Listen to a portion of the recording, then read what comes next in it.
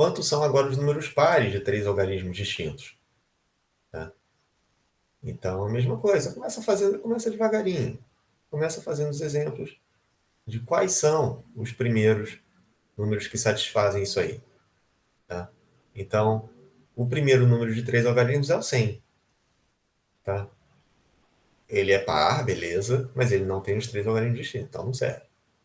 Então, o próximo par é o 102. Aí se serve. É par, 3 algarismos distintos. Tá? Depois o 104, 106, 108. O 110. 110 já não pode. Ele já repetiu esse cara aqui, não pode. 112 também não pode, pelo mesmo motivo. Repetiu os dois primeiros. Aí só vou ter lá o 120. 122 não pode, depois 124 e por aí vai. Tá? Então, eu de novo tenho. Consertar aqui. De novo eu tenho 3 decisões a tomar. Tá? Primeira decisão, algarismo. E eu vou fazer como eu fiz o anterior. Tá? Eu vou começar pelo. Vou colocar aqui. Centena, dezena, unidade. As restrições que eu tenho. Aqui não pode ser zero. Tá? E aqui, para que o meu número final seja par, esse algarismo das unidades tem que ser par. Então, aqui eu só posso colocar 0, 2, 4, 6 e 8. Tá? Bem parecido com o que aconteceu no exercício anterior. Então, eu vou começar por esse cara que tem mais restrições. Tá? Então, a primeira decisão é escolher o algarismo das unidades.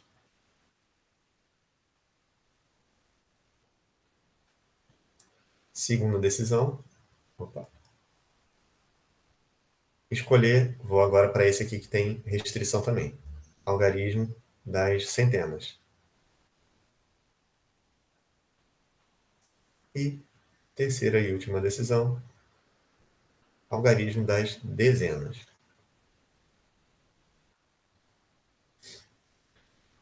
Para o algarismo das unidades, eu disponho então de 5 opções. Para o algarismo das centenas, tá? Eu disponho de 9 opções. E para o algarismo das... Epa, aqui não é 9 opções não. Pode ser, pode não ser. Tá? Então aqui, repara só. Se aqui eu disponho dessas 5 opções para as unidades. Se eu usar o zero, exemplo, coloquei o zero. Tá? Coloquei o zero aqui. E eu não preciso me preocupar com essa restrição mais aqui. Só preciso me preocupar em não repetir esse que eu já usei, que é o zero. Então, para cá eu teria 9 opções. Tá? Pode ser 1, 2, 3, 4, 5, 6, 7, 8, 9. Mas se, em vez do zero, eu tivesse, sei lá, o 6, escolhesse o 6, para cá eu teria duas restrições a considerar. Não pode ser o zero e não pode ser o 6. Então não teria 9 opções disponíveis, teria 8 opções disponíveis. Tá? Então, de cara, a gente já não pode usar o princípio multiplicativo como usou no exercício anterior. Tá? Porque não é para qualquer opção que eu tenha aqui que a quantidade de opções aqui vai se manter. Aqui já está a diferença. Se a minha opção for zero, eu vou ter uma quantidade de opções. Se não for zero, for outras, eu vou ter outra quantidade de opções. Então aqui eu vou ter que abrir eu vou abrir em dois casos. Deixa eu baixar aqui.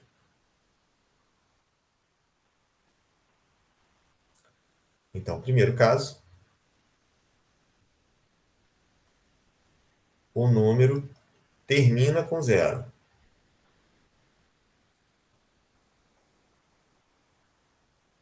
E o segundo caso, passar a risca assim. Segundo caso, o número não termina com zero.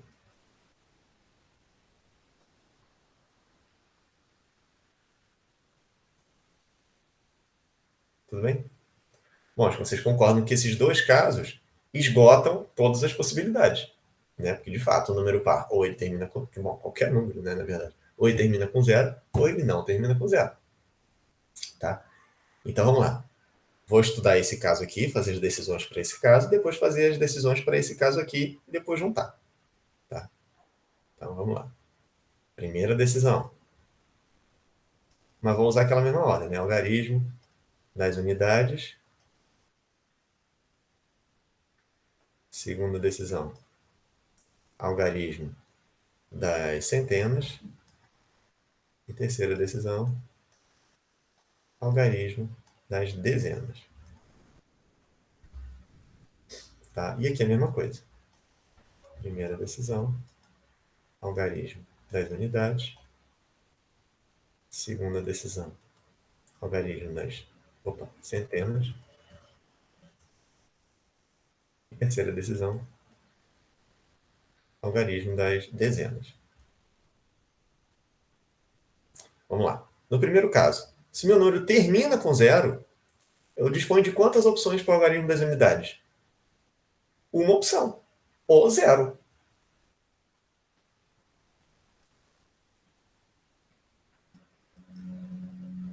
Né? Se eu estou estudando o caso só em que termina com zero, então o meu número aqui nesse primeiro caso vai ser sempre da forma tralalá, zero. Então, para cá eu disponho só de uma opção.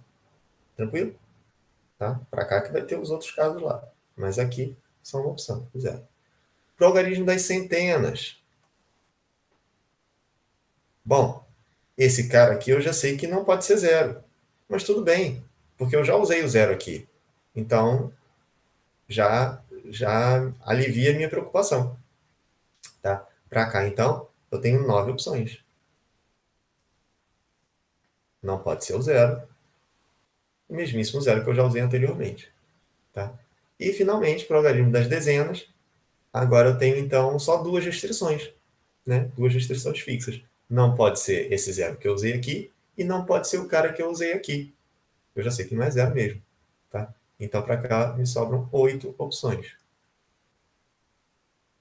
Não pode ser o zero e não pode ser o cara das centenas. Tá? Então, aqui o meu total vai ser... Eu vou colocar subtotal, né?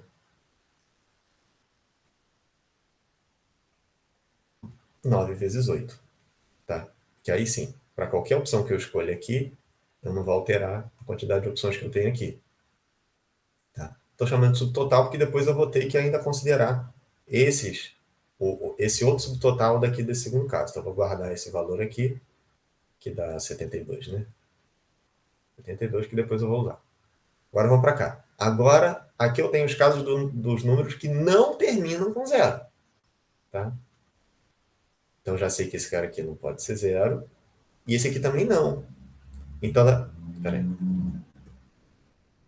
Centena, dezena, unidade. Esse cara aqui não pode ser zero. E esse cara aqui, né, que a princípio poderia, também não vai ser zero. Eu já contei aqui na coluna da esquerda.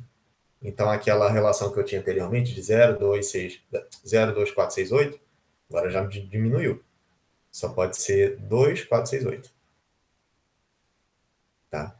Ele não pode terminar com zero. Então, vamos lá. Para o algarismo das unidades, então me sobraram 4 opções. Essas 4 aqui. 2, 4, 6, 8. Tá? Para o algarismo das centenas, aí sim eu tenho que considerar as duas restrições. Não pode ser zero, beleza, e não pode ser o cara que eu já usei aqui nas unidades. Tá? Então, 8 opções. Não pode ser o zero e não pode ser o cara das unidades. E das dezenas, aí é parecido com o que aconteceu aqui. Tá? Eu só tenho que me preocupar em não ser o mesmo cara das centenas e não ser o cara das unidades. Esse aqui pode ser o zero, não tem problema nenhum. Tá? Só não pode ser nem o que eu usei aqui, nem o que eu usei aqui. Então, também 8 opções. Não pode ser o cara das unidades e não pode ser o cara das centenas. Então, para aqui, para cá, o meu subtotal vai ser 4 vezes 8 vezes 8. Sabe quanto é que eu vou ter que fazer para poder juntar depois com o primeiro caso lá? Vamos ver. Aqui, 4 vezes 8, 32, né? Então, 32 vezes 8. 256.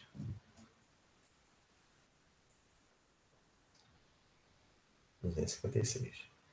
Tá? Tá, agora como é que eu junto esse negócio para dar a resposta final?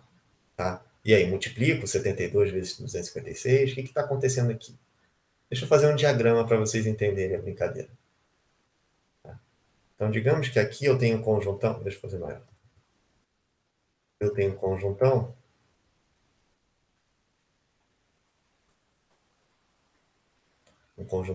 de todos esses números que eu pedi. Esse conjuntão aqui engloba todos os números pares de três algarismos distintos. Tudo bem? Está todo mundo naquele conjuntão ali. Aí, eu separei, com essa separação em dois casos, eu quebrei aquele conjuntão em duas partes. Fiz um corte nesse conjuntão em duas partes. Aqueles que terminam com zero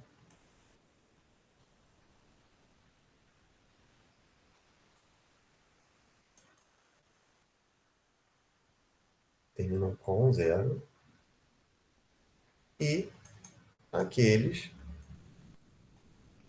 que terminam sem zero. Né? Se tiver zero, zero aparece só na casa das dezenas, mas ele não aparece nas unidades. Tá? Então, como eu comentei, esses dois casos esgotam todas as possibilidades. Eu não tenho nenhum terceiro subconjunto a considerar aqui.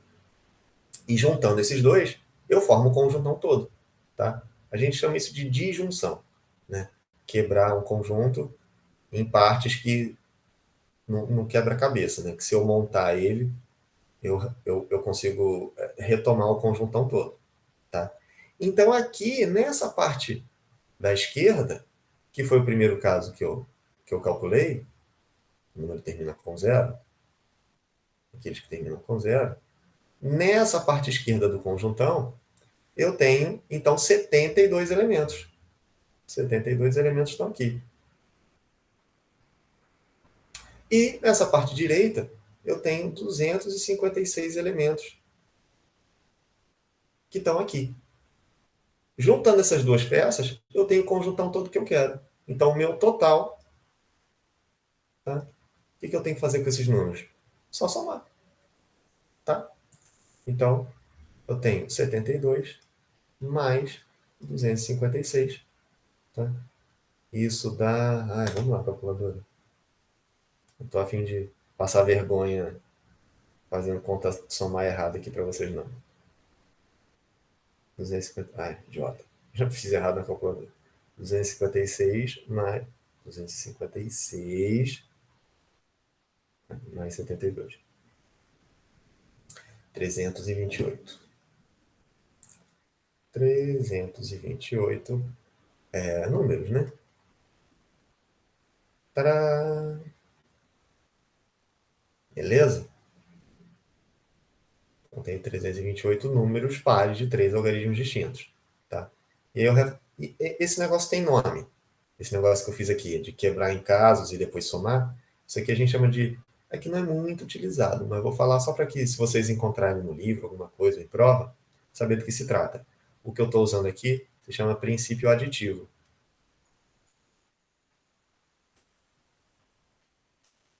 Tá? Na verdade, o princípio aditivo, você pode pensar, na verdade, ele vem antes do princípio multiplicativo. Lembra daquele primeiro exercício que eu falei, que tinha as 26 colunas com 10, 10, 10, 10, 10, 10, 10? Na verdade, eu posso pensar naquilo no princípio aditivo primeiro, em fazer 10 mais 10 mais 10 mais 10 mais 10, e depois, como é uma adição de parcelas iguais, transformar numa multiplicação, portanto, usando o princípio multiplicativo. Tá? Só que falar de cara do princípio aditivo é meio sem muito motivo. Tá? Não precisa dar um nome para um negócio tão elementar, naquele caso. Tá? Aqui ele se faz necessário, porque eu tive que separar nesses casos para resolver. o problema.